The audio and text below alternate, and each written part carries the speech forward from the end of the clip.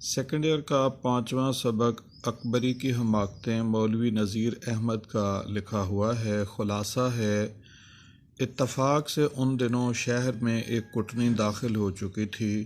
محمد عاقل نے اپنی زوجہ اکبری سے کہا کہ کسی انجان عورت کو گھر میں نہ آنے دے، مگر وہ بے وقوف تھی۔ ایک دن وہی کٹنی حجن کے بھیس میں ان کے گھر والی گلی میں آئی اور تبرکات والی دکان سجائی۔ اکبری کے کہنے پر زلفن حجن کو بلا لائی۔ سرما اور ناد علی 2 چیزیں پسند کیں۔ فیروزے کی انگوٹھی مفت دی گئی۔ حجن نے پوچھا، کیوں بھی تمہارے کوئی بال بچہ نہیں؟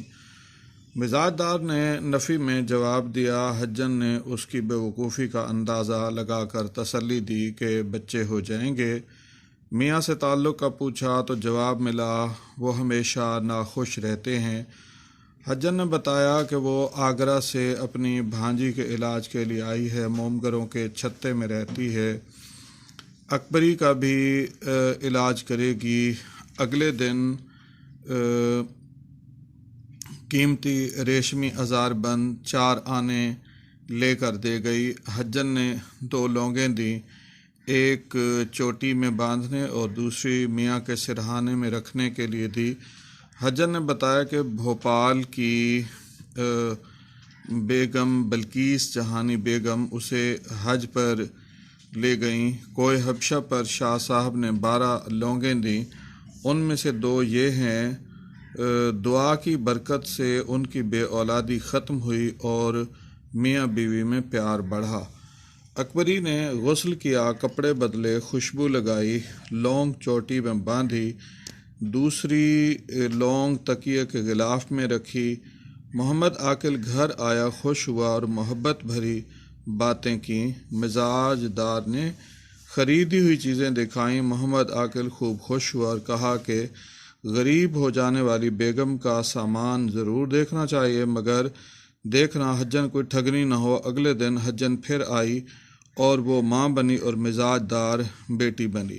رات کو محمد عاقل سے پھر حجن کا ذکر ہوا تو اس نے اکبری کو خبردار کیا کہ مناسب ہوتا اگر وہ حجن کو آنے سے روک دیں اور سامان واپس بھجوا دیں۔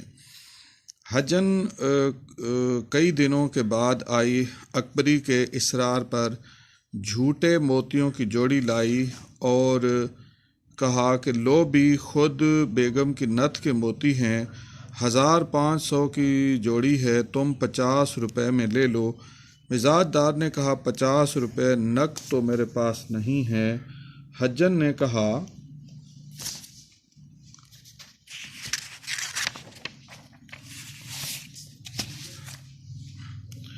کیا ہوا بیٹی، پہنچیاں بیچ کر لے لو۔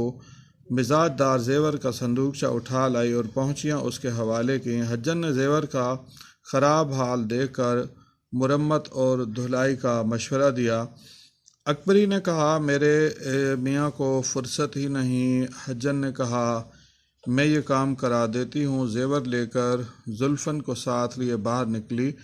اجلوانے اور ڈورا ڈلوانے کے زیور الگ کرتے ہوئے حجن نے زلفن سے کہا، ناک کی کیل بھاگ کر گھر سے لے آؤ۔ زلفن گھر گئی، بیگم سے پوچھا تو اس نے کہا، میرے پاس تو سرے سے تھی ہی نہیں۔